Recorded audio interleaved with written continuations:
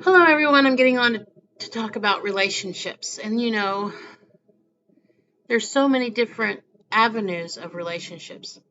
I don't want to talk about all of them because I don't know about all of them, but I'm just trying to learn the relationship etiquettes that are positive and good and hopefully help you do the same thing.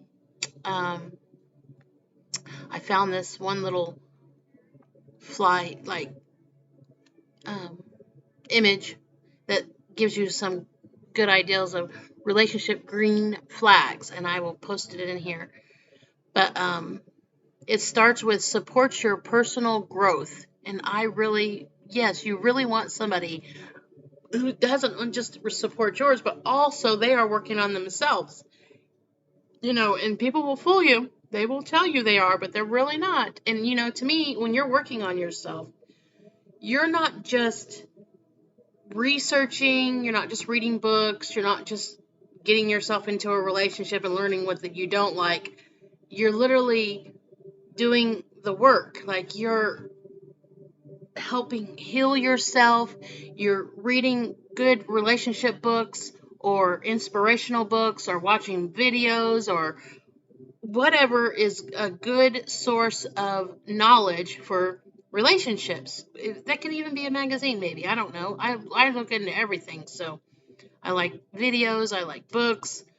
I get on Google and I'll put in things and it brings up things. I just hit image and there's a bunch of, people put all kinds of information out there. I love quotes. Um, I love personal experience too. We do learn better that way, but it doesn't mean that's, well, all you should learn from. Also, they practice self care, meaning they take a bath, they shave, and, well, not the naturalists, they won't shave, but they still take care of themselves. They don't stink, they don't smell bad. They're cleansed, they dress nicely, they care about their appearance, that stuff. Make sure that they do that because I think that's essential. And most of them dress to impress or dress for success. I think that's good too. Reflective. That's a good thing as well. Always self-reflective. Make sure you were better than you were yesterday and hell 10 years ago. Make sure you're growing. Each day is a better day. Each day is a better version of you. You know, Hopefully somebody doesn't get the same version of you as yesterday. I hope you better at it the next day. You're getting to know each other. You want to make sure that you're really bringing yourself to the table so they get to know you. Long-standing friendships. I do believe that is a good one. If they don't have any, then they're probably not a really good communication, or they're not very nice, or there's something there that's showing that they're not worthy. Especially they could be into drugs and use people, or they only use people for their benefit. So pay attention to that. Pay attention to how they interact with their brothers or siblings, and mother and father and grandparents. And some people don't have that. I do get that. That is kind of sad. But those who have a military background, see if those people are there. You want to meet their I can never remember what the heck they are. But then they have a family that becomes their military. In the military, they become family. So just figure it out. Empathy. If they don't have any empathy for you or anyone else, that's a red flag. But if they do have it, then that's a good thing. That's what this is about. Green flags. If they feel you and feel sympathy for you, and they always, oh, I'm sorry you went through that. Let's tries to help you feel better. Vulnerability. Vulnerability. They're gonna bring down some of their walls when they see that you're trustworthy, or you're who you really want. They really want in their lives. I don't think that's going to be right offhand. I guess it just depends on the person. Like I said, that's going to be where your empathy comes in. If you can feel that they are genuine and caring and compassionate, that's where you'll probably be more vulnerability will be let in. Spirituality, that's a good one too. If they're grounded. And now when I say spirituality, I'm not talking about religion. That means Spirituality is you're more God based. Religion is Lutheran, Catholic. Uh, I don't remember all the denominations, but to me, that's garbage. But that's just my opinion. That doesn't have to be your opinion. I like spirituality. I'm more grounded. I know God's true word is within. It's not outside of myself. I don't need to read a book to hear God. I don't need to read a book to get his guidance and direction. So just you have to go by what resonates with you, not with me. So I'm just trying to give you a little foundation on relationships and green flags. Self-sufficiency. If you like being on your own, you need to make sure that they do too. You don't want to be with somebody who wants you around 24/7. They want you to go shopping with them. They want you to go get gas and they need you around because that's a clingy person. I can't do clingy. If you can, more power to you. I need somebody who can do for themselves and, knows how to um, occupy their free time. I don't want to be their person. Or I'm not their happiness. That's what I'm trying to say. I make myself happy. I need you to make yourself happy. When we're together, we want to have fun and enjoy one another. That's being self-sufficient. You can do things on your own. You have your own friends. You have your own career. You have your own dreams. Make sure that they can handle doing things on their own. Healthy hobbies. That's a good thing too. I love my hobbies. I love crafts.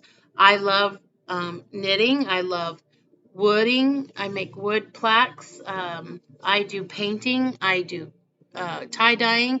Make sure they have some kind of, even if it's singing or dancing or bowling, that's all healthy hobbies. Playing basketball. That stuff is all healthy. Communicate openly. Like, you don't have to interrogate them about every little thing. They'll offer information.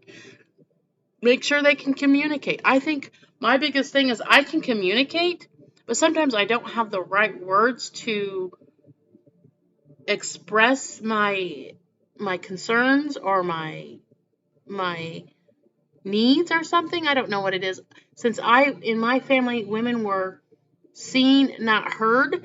I mean, and I've always communicated. I've always had a voice, but it's just still a little harder for me because, you didn't speak unless you were spoken to in my family, and that is really hard. Honors boundaries.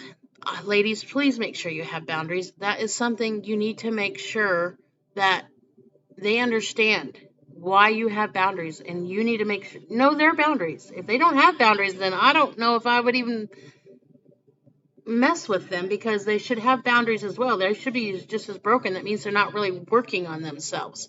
They aren't focused on protecting their heart. Self-responsibility. Like, they're not blaming everyone for their problems. They're not blaming everyone for their hurts. They're not blaming. If they are blaming everyone, they're not taking accountability for what they did. There's always two stories, and it's not always the other person's fault. They did something too to trigger the other person. So don't believe that, oh, it's such and such fault. It's such and such. No, that is not a healthy person who always lets somebody else be the reason for their pain. That they still have to have accountability. I have a sister who is that way, and it's so sad. She doesn't see anything as her fault, but it is. But you can't tell them that, so.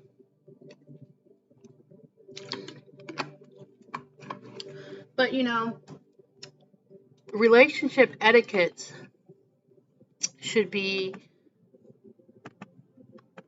they're not going to be always known, because if you never had a foundation on love, or even know what, a real relationship looks like, you don't have that.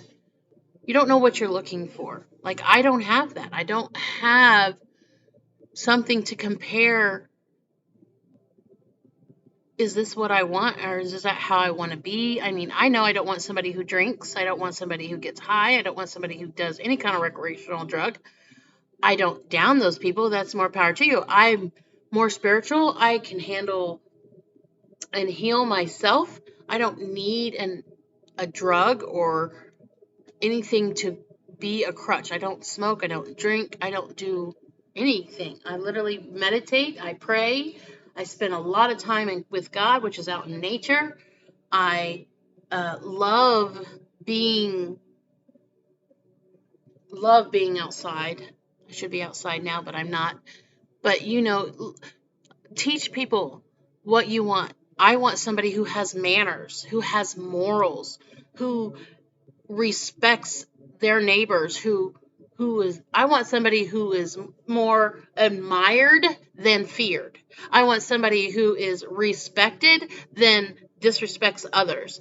I want somebody who's polite and friendly and genuine, holds themselves up properly. They understand classiness and, just, when to be classy and when to just be free and happy and just,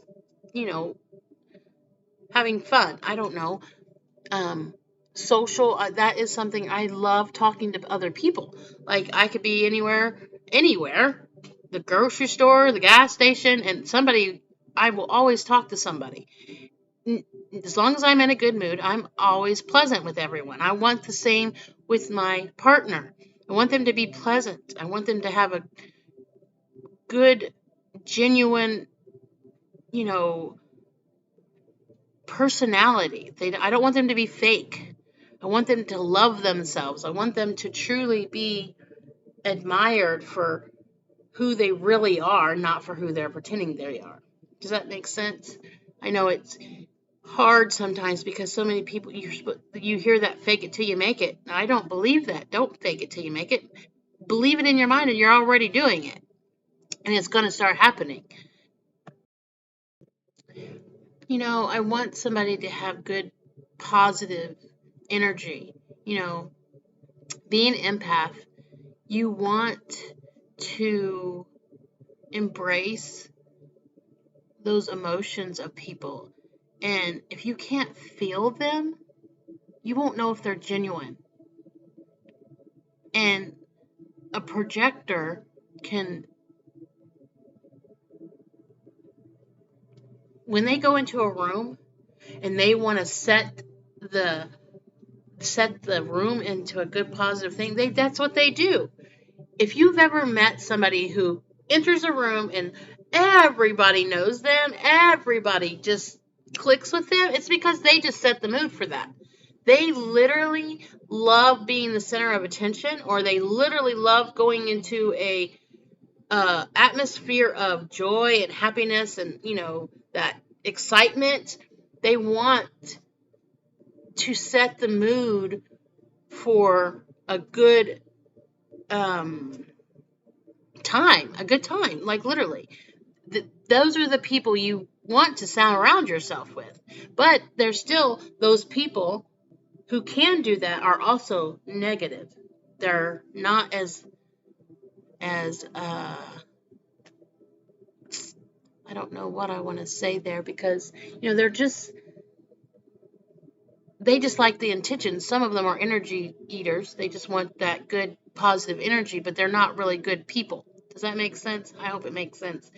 But toxic people still have empathy. They still have empath. They can manipulate the room to their liking. And yes, that can be a good thing, but doesn't mean they're a good person. I know people who are like that. When I go into a room, I don't want to feel people being ashamed or worried or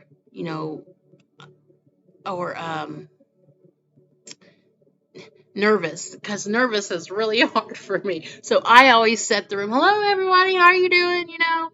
Get everybody talking. And, I'm a social and of course I go to my people that I know, but you still gotta kind of mosey around and get to know everyone in the room. I'm not a I don't do a lot of parties, so don't think I go out all the time. I don't. I'm just not that. I love to dance and sing and have fun. I don't need to drink and get high to do all that. So I just I don't hang out with people who need any of that. So, but when I do go places and I know there's a lot of nervousness there, I will just go in with my light on and, hey, how are you? Nice to meet you. Just have that bubbly energy going on so they know, hey, she's a real person. She's not going to judge me. She's not going to, you know, be rude or impolite or, I'm classy, sassy, and a little smart assy. That is really me. I really, depending on what day you get me, I can really be vinegar and oil. But for the majority, I'm pretty bubbly. I like to smile. I like to talk. And, I love learning new things.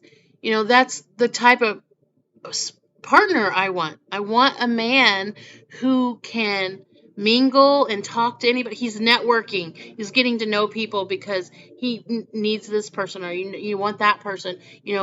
I know word of mouth is the best advertisement. I give massages, so I want people. Hey, that's the girl who gives massages. I hear that a lot when I'm out at the. I love Kung Fu Tea over here on 31 where I live, and they all know me as the massage lady. I give massages, and that's what I'm trying to open up my own massage studio. So I'm hoping to have that done by the end of the year. God willing, it will be. So, it's the expectations of others who build you, and you want your partner to do the same thing. You want their expectations of you to build you, and vice versa. You want your expectations to build him. What you see in him, you need to remind him. Don't always hang on the negative, because that's not who they really are. Everybody has a bad day, yes, but you need to be capitalizing on their good traits, not their negative traits. But if their negative traits are more prominent than their good traits, then you need to let them go, because they're not really working on themselves. I know it's hurtful when you know somebody's really broken and they could utilize your gifts to help them, but if they're not open to be helped, you can't change them. So you have to let them go. I know that we want to help people. We want to serve them. We want to give them the guidance. But if they don't want it, you can't force it upon them. And yes, it's sad, but you got to protect yourself. That's why your boundaries are there. When you see the key, like they don't want to be encouraged. They don't want, like when they're upset, they don't want to be diffused. They want you to add to their anger. That's a red flag. If they push you away in anger and they're belittling you and calling you everything but your name, that's a red flag. So learn them. They're going to show you within the first 2 months who they really are. Like I said, pay attention to their language. Pay attention to their body language. Pay attention to their energy. Pay attention to the way they carry themselves, their manners, their morals, and their character. They are going to show you who they really are. They may not, you have to look at the signs, read between the lines. I know it's hard sometimes, but pay attention to their body mechanics. They are going to show you just by their actions. And, I don't care what anyone tells you. You'll know when they're just playing the part for you. You'll know. Trust me, you'll know. Especially if your emotions are on and you feel them. Their energy is going to change. You'll be like, yeah. That's a red flag. Pay attention. That you really have to be intuned to their nonverbal actions. I know that's going to be a little hard. If you're not empathic, you're not going to even understand what I'm talking about. But you have to be in tuned to their nonverbal actions, because their energy, unless they know how to turn it off and cloak it, they can't hide a lot of their anger, their forsaw. They not very many people know how to turn their energies off so you can't read them. And since I've been doing this a lot longer, I can't. If I don't want you to feel me, I'm not going to let you. I start out with letting you feel me to see if you can even feel me. But if you give me a reason to shut you down, I will. And I do it. That's just who I am, because when you first start out, you should be open. I should be able to let our energies flow back and forth, but as soon as you show me you're not who you really showing me who you are, I'm done. I'll shut you down. And that's one of my keys. I can shut it off. I really enjoy that I can do that, because that protects me. And you need to learn that too. I'm going to tell you, this is what I use. When I started watching the Avatar and I loved their tails, I visualized their tails as a connection, and then I just unhooked that. And I can do that with anybody in a room. I don't need to know their name. I just need to look at them, and I'll just kind of like swipe my finger. It helps me disconnect from people and save my energy, because not everyone should be open to your energy. But that's how it starts. But you have to learn to control it. And if you haven't controlled your mind, you're not going to be able to control that, because your mind needs to be shut down so you can focus on what is what. Like, is it your energy or their energy? Is it their emotions or their, sometimes it takes time to learn who's what, so, and sometimes you're feeling somebody who isn't right there either. So you got to really distinguish what feelings are yours. And here lately, I just been staying disconnected, because I'm just overwhelmed with emotions right now. The energies are high. There's a full moon coming on the 29th. So the closer we get, the stronger the energies are. So I'm usually very tired. So I'm usually sleeping. But for whatever reason, I'm happy I can be awake right now and do this video. But different emotions are, I don't know really what I was trying, it's really hard when you're first learning about your gifts. And a lot of people have these gifts because we were designed, like I said, they're part of your senses. And sadly, we only learn about 5 of them. Again, that's your sight, smell, taste, hearing, and then touch. But you have your gut intuition, which I think is the most important. But in everyone, or deja vu or something, if it's a vision, you see something, it's just really quick, but or you have that feeling that yes, you've been there before, or you've seen that person, and it's probably because it was a past life, or you dreamt about it before it happened. But usually it is something that you have done before. That's why it's called deja vu.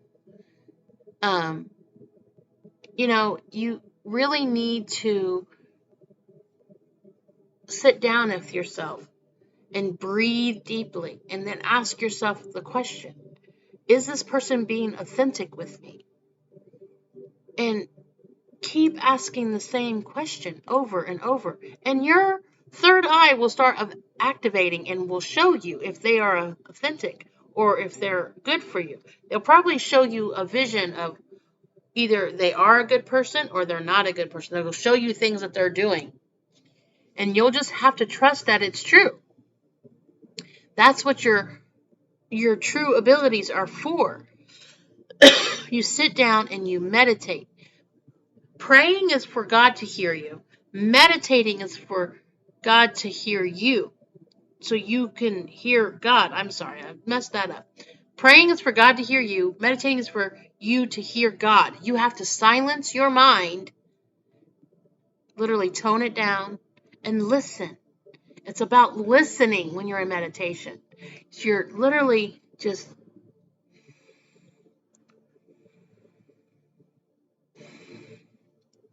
and you ask the question. And the more calm you are, the more you ask the question. And whatever comes to you is the answer. Unless it's something else, sometimes there is other busy stuff. But you have to get to the most quietest part of your mind, in the depths of your heart, to truly hear God. And you're going to know it's the right thing. And then you have to trust it. And then you have to make the decision of what you want to do. But all you have to do is ask the question. But sadly, so many people are so lonely, they just want a body next to them and they'll just deal with whatever. You know, I I don't know if that's a good thing or if it's a bad thing. I was thinking yesterday, how do these people meet their love of their life at 13 and 14 and are still together today? I'm not saying they never had any trials or trumps or they didn't have arguments. Did they cheat? What was their story? Like, I met somebody who literally was with their wife when they met them at 14 years old. I'm just like, wow, that's amazing, but wow, yeah, I wish I could have met my forever partner at that age, but yeah, I sure did not. Still looking for them. But what have they had to put up with? I know in a relationship, what works is they always choose each other. And, they don't always have communication. My grandparents had a very negative communication. My grandfather was very mean and angry. But at the end of the day, he still loved my grandmother. And at the end of the day, she still loved him. I never understood why, but she did. Um, I don't know what a healthy relationship looks like. I've never seen one of those. And I don't even know if there is one out there. But I know when I seen a relationship, they always loved each other to choose each other at the end of the day. They didn't decide to leave. And I could handle somebody cheating on me. My son's father, I loved that man, but I didn't care when he cheated on me. What I cared about is he didn't love me enough to keep choosing me like I did him. It didn't bother that he cheated on me. It bothered me that he lied about cheating on me. And I clearly knew he was cheating. But at the end of the day, I had choices too. I could go out and be with other men as well. But I was still choosing him at the end of the day.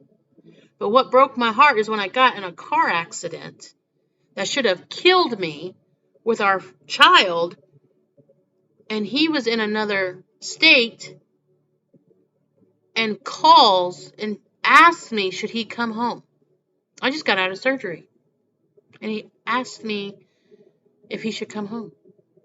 I clearly told him no. Why should I have to ask you to come home when I was literally in an accident that should have killed me and your baby that's in my belly? That was something very unforgivable for me. Very unforgivable for me. I walked away. But, his foundation of love was always flowers, taking me out to dinner. Always, I was like the trophy wife. And when I stopped being pretty in his eyes, he stopped loving me.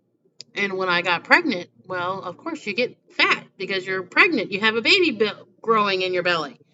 He didn't take that in consideration. And, that kind of hurt too. I mean, like, you're supposed to love me at my best and at my worst. And, I had no choice but to get fat because I had a broken femur, had a metal rod in there. I couldn't walk. Not like I could exercise because I didn't plan on just getting fat. I had no other way to do. You have to eat. Now I know healthier ways to eat. I didn't need to eat Arby's, and I didn't need to eat. I really loved Arby's. It was like the food I craved.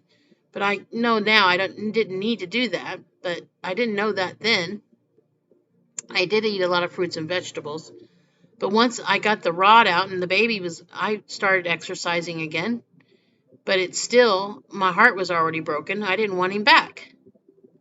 You already proved to me you didn't love me at my worst. Why should I give you back at my best again? So,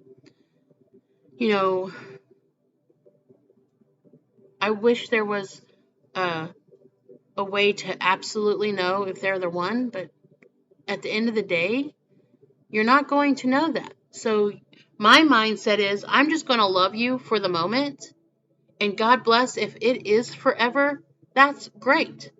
But until I meet the guy who really shows me he cares about me as much as I care about him, I'm going to just do me, focus on my dreams, focus on making sure I can become the best version of me so when the man that God really does have for me will enjoy who I am for him and he for me.